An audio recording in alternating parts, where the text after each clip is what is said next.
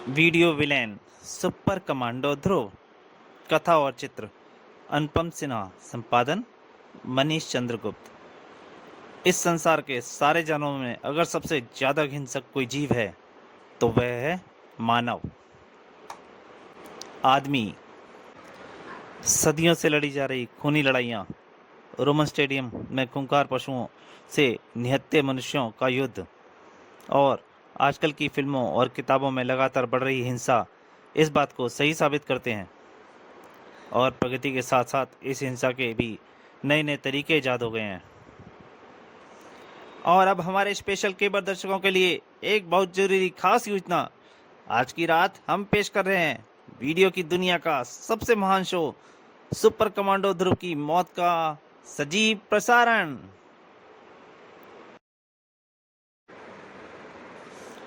राजनगर की सड़कों पर रात को घूमने के लिए सिर्फ गुंडे बदमाशी नहीं बल्कि शरीफ लोगों भी होते हैं। इनमें से कुछ लोगों का आना जाना मनोरंजन करके वापस लौट रहे होते हैं और कुछ अपना काम खत्म करके, जैसे मिडिल बॉक्सिंग चैंपियन टोनी बेगेंजा। उफ, जिम्नेजियम में मुक्केबाजी की प्रैक्टिस करते करते समय का ध्यान ही नहीं रहा। और कल सुबह मुझको अंतर्राष्ट्रीय बॉक्सिंग कंपटीशन में भाग लेने के लिए सिंगापुर भी जाना था। अरे, यह बैरियर का कहाँ से आ गया? टोनी के पैर पूरी ताकत से ब्रेक पर लग गए थे, लेकिन फिर भी कार बैरियर से टकराने से न बच सकी। बैरियर मौजूद नहीं था। कार की एक ही टक्कर से उसके टुकड़े हो गए, लेकिन साथ ही साथ कार का संतुलन भी बिगड़ गया और वह जाकर बगल की दीवार से जा टकराई। लेकिन इस समय तक कार की गति काफी कम हो गई थी, इसलिए टॉनी को कोई चोट नहीं पहुंची। यह किस कमीने की हरकत है? अगर वह सामने जाए तो साले की गर्दन मरोड़ दूं। वो बोलता हुआ गुस्से से बाहर निकला, पर टॉनी को जानबूझकर रोका गया था। पलक झपकते ही अंधेरे से निकलकर कई नकाबपोशों ने उसे घेर लिया और बगैर किसी चेतावनी के एक घूंसा उसके जबड़े पर आ टकराया। ढिशुम! परंतु नकाबपोशों ने गलत शिकार को चुन लिया था। टॉनी तुरंत नीचे झुका और उसका एक घूंसा एक नकाबपोश के पेट पर पड़ा। धाड़! टॉनी ने अपने 15 मुकाबलों से में अब तक कोई भी मुकाबला नहीं हारा था। उसके 7 प्रतिद्वंदियों को उसने बॉक्सिंग रिंग से स्ट्रेचर पर लेकर जाया गया था। दूसरे नकाबपोश के भी तुरंत एक घूंसा पड़ा। ढिशुम! और वह दूर जाकर गिरा। लेकिन हमलावरों की संख्या बहुत ज्यादा थी। वह सब टॉनी पर एक साथ टूट पड़े। ढिशुम ढिशुम! उनके वार थे बड़े बेरहम, पर यह सारा दृश्य अनदेखा नहीं जा रहा था। इस पूरे घटनाक्रम की बकायदा शूटिंग की जा रही थी। फर्क सिर्फ इतना था कि वे पिटाई बनावटी न होकर असली थी। अब इसको दोहरा करना है। फर्स्ट क्लास सीन आ रहा है। कोका, इसकी टांगों के बीच में घुटना मारो। और नकाबपोश ने कहते ही झुम! कैमरामैन फिर से चीखा, खून निकालो, बगैर खून के तो सारा मजा खराब हो जाएगा। अगले ही पल दर्द से कराहते टॉनी का चेहरा खून से लथपथ हो गया। ढिशुम! क्योंकि इस बार खाली घूंसा नहीं था, उस घूंसे पर एक पंजा भी लगा हुआ था और उस पंजे ने टॉनी के पूरे गाल को छील दिया था। एक नकाबपोश ने टॉनी का हाथ पकड़ा और फिर उसको तेजी से उमेड़ दिया। हड्डी टूटने की आवाज़ रात के सन्नाटे में पल भर के लिए साफ सुनाई पड़ी और फिर टॉनी के गले से उबली चीख में वह आवाज़ गुम हो गई। वेरी गुड, कमाल का एक्शन चल रहा है। इसकी पिटाई जारी रखो, अभी 2 मिनट की कैसेट बची है। कैमरामैन बड़ी जोश में बोल रहा था, परंतु तभी पीछे से एक आवाज़ आई, और उसमें मैं तुम्हारी हड्डी तोड़ने का सीन बनाऊंगा। कैमरामैन पीछे घूमा और उसकी सांस अटक गई। ध्रुव, तुम यहाँ कैसे? रात के अंधेरे में हर चीख ध्रुव के कानों से गुजरकर ही आगे जाती है। अब मुझे बताओ कि यहाँ पर क्या हो रहा था? पर उस कैमरामैन ने कुछ बोलने की जगह सिर्फ एक आवाज निकाली, एक्स्ट्रा! अगले ही पल ध्रुव की तरफ कई नकाबपोश एक साथ लपके और एक्शन शुरू हो गया। 2 मिनट की कैसेट अभी बाकी थी।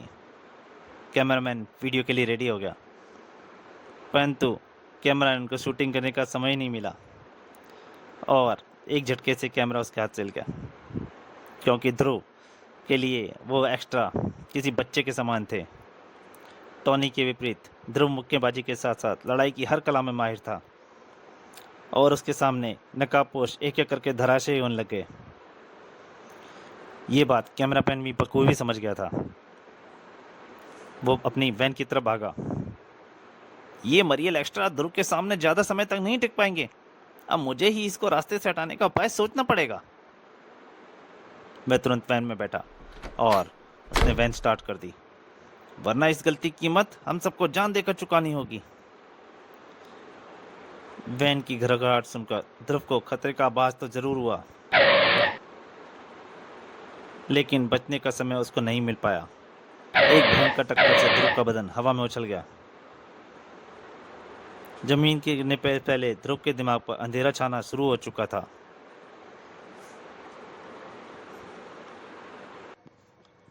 ध्रुव को संभलने में 1 मिनट से ज्यादा का समय नहीं लगा, परंतु इतने समय में सारे नकाबपोश वैन में बैठकर भाग चुके थे।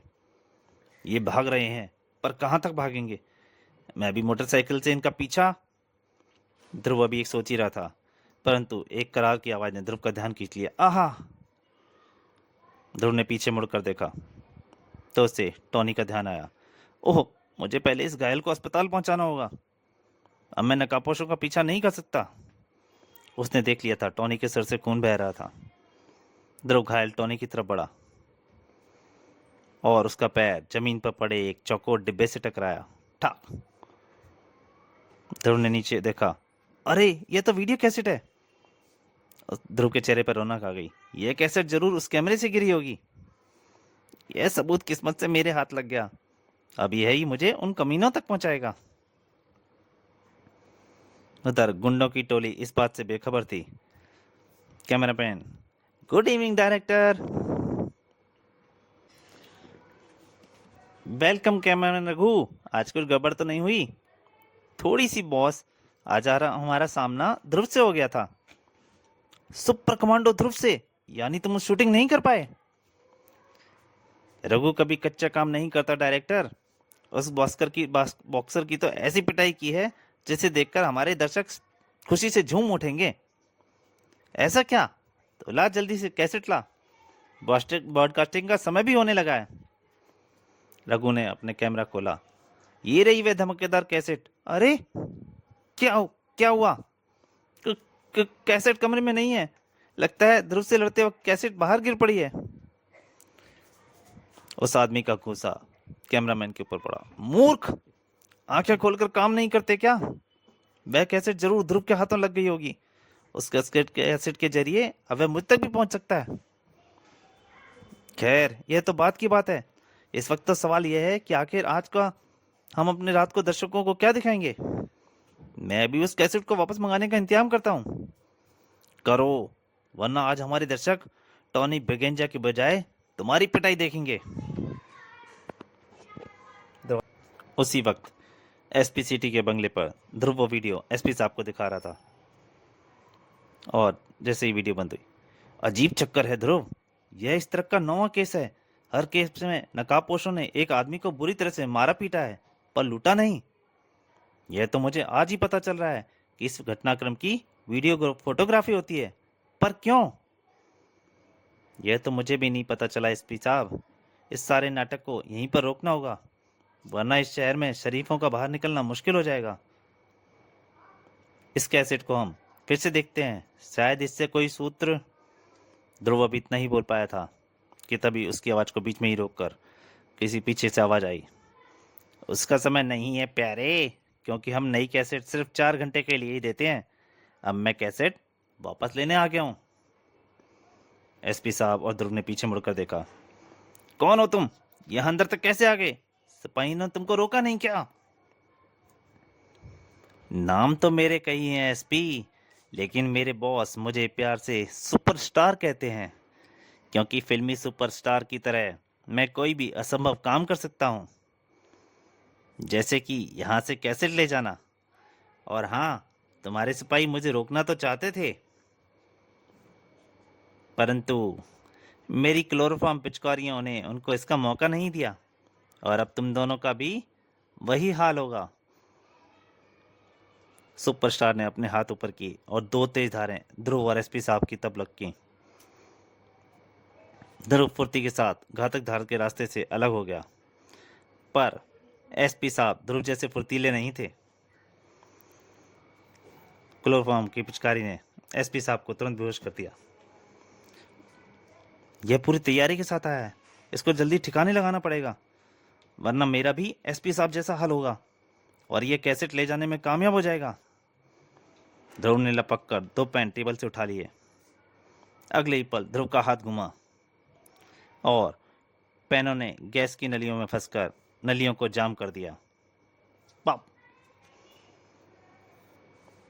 सुपरस्टार, तुमने मेरा अभी सिर्फ एक अस्त्र बेकार किया है कमांडो, लेकिन तुम तो जानते होगे कि सुपरस्टार कभी नहीं हारता, क्योंकि उसके पास बहुत सारे स्पेशल इफेक्ट होते हैं, जैसे जाले लगाने वाली मशीन। उसके हाथ से जाले की जैसा निकलकर ध्रुव की तरफ लपका। फिल्मों के खंडर वाले सेटों पर जाले इसी मशीन से लगाए जाते हैं। फर्क सिर्फ इतना ही है कि यह मशीन प्लास्टिक फाइबर का जाल छोड़ती है और इस जाले को कोई भी नहीं तोड़ सकता। तोड़ना तो बात की बात है सुपरस्टार, पहले मुझे इस जाल से कैद करके तो दिखा। ध्रुव कूद कर एक तरफ बच चुका था और सुपरस्टार के सारे वार बेकार जा रहे थे। यह ठीक कह रहा है, मेरे सारे वारों को यह उछल उछल कर बेकार कर रहा है, इसलिए पहले मुझे ऐसा इंतजाम करना पड़ेगा कि यह मेरे वारों को देख ही ना सके। और यह काम करेंगे मेरे शरीर पर लगे तेज रोशनी के बल्ब, जिनका इस्तेमाल शूटिंग के लिए किया जाता है। और उसके कुछ बटन दबाते ही सुपरस्टार के शरीर पे से एक साथ कई सारे बल्ब जल उठे, जिसने ध्रुव की आंखों को चौंधिया दिया। ओह, इतनी तेज रोशनी, मेरी आंखें चौंधिया रही हैं। ध्रुव को कुछ पलों के लिए दिखाई देना बंद हो गया और सुपरस्टार ने इस मौके का पूरा फायदा उठाया।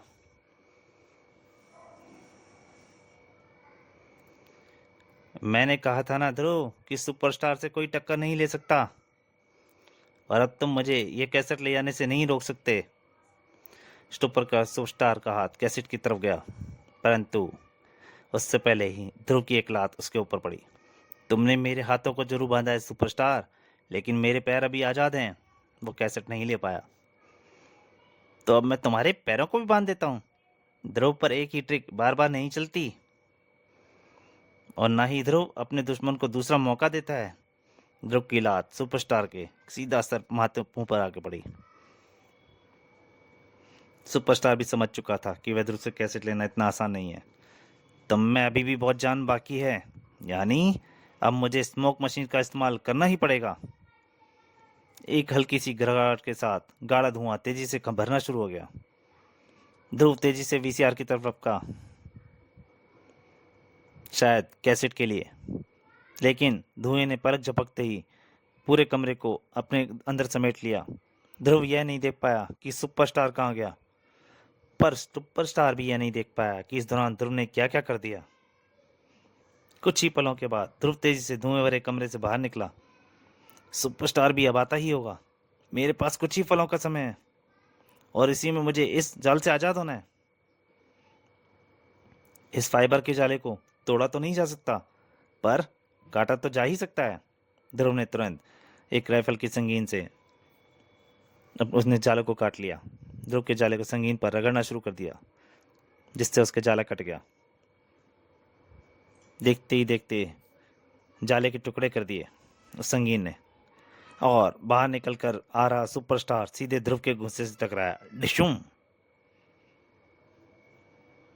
पर अगले ही क्षण एक धमाके ने ध्रुव को सुपरस्टार से अलग किए जाने को मजबूर कर दिया और सुपरस्टार तुरंत उस वैन की तरफ भाग चला। उस वैन से कोई गोलियां चला रहा है, पर यह तो वही वैन है जिसने मुझे टक्कर मारी थी, और सुपरस्टार भी भागकर इसी वैन में चढ़ रहा है, यानी यही वैन मेरी मंजिल है। ध्रुव वैन की तरफ लपका, पर इतनी देर में वैन स्टार्ट होकर आगे बढ़ चुकी थी। ध्रुव सिर्फ मिरर में ड्राइवर की एक झलक देख सका। 1 घंटे बाद उसके बाद वैन गुब्बारा उड़ाती हुई, धुएं का गुब्बारा उड़ाती हुई नजरों से ओझल हो गई। 1 घंटे बाद किसी गुप्त स्थान पर, ये यस जोरावर जी, आज हम कुछ कारणों से अपना नया कैसेट नहीं दिखा पाए। जी जी, आई एम वेरी सॉरी। आप इसके पैसे काट लीजिए। कल गलती इस गलती बदले कल रात आपको एक स्पेशल शो दिखाएंगे। हाँ जी, हाँ जी, हाँ हाँ जी। उसने फोन रखा और ओह, ये 20वीं कॉल थी। आज अगर अभी भी मरदूद कैसेट लेकर नहीं आ पाए तो। तभी पीछे से कैमरामैन की रघु की आवाज सुनाई दी, डायरेक्टर, हम कैसेट लेकर आने में कामयाब हो गए। डायरेक्टर खुश हो गया था। शाबाश शाबाश, मैं जानता था सुपरस्टार के सामने तो ध्रुव भी नहीं टिक पाएगा। इस बार तो कोई गड़बड़ नहीं हुई। वह शायद ध्रुव ने मेरा चेहरा देख लिया है। अब कोई फर्क नहीं पड़ता क्योंकि कैसेट हमारे हाथ आ चुकी है। पहले कैसेट चेक करो। पर वीसीआर चालू होते ही, यदा यदा ही धर्मस्य, ये तो महाभारत की कैसेट है। यानी ध्रुव ने मौका पाकर कैसेट बदल दी थी। मुझे मालूम होना चाहिए था तुम लोग ध्रुव से टक्कर नहीं ले पाओगे। अब मुझे भी अब मुझे ही ध्रुव के लिए नई स्क्रिप्ट लिखनी पड़ेगी। तुम अभी कह रहे थे ना रघु कि ध्रुव ने तुमको देख लिया है। हाँ डायरेक्टर, मुझे डर है वह मुझे जरूर ढूंढ निकालेगा। गुड गुड, अब हमको ध्रुव को भी रास्ते से हटाना है और अपने दर्शकों को एक स्पेशल शो भी दिखाना है। और ये दोनों काम करने का एक सीधा सा रास्ता है, डबल रोल का। तो दोस्तों, सुपर कमांडो ध्रुव विलियन वीडियो विलियन का पहला भाग यहीं तक। उम्मीद करता हूँ आपको इसका दूसरा भाग जरूर अच्छा लगेगा। आप क्या सोचते हैं, ये स्क्रिप्ट में डायरेक्टर ने डबल रोल क्या सोचा था? क्या डायरेक्ट ध्रुव इस सब मामले को समझ पाएगा? इस सब के बारे में आपको थोड़ा सा इंतजार करना पड़ेगा इसके अंतिम भाग का। तब तक के लिए नमस्कार।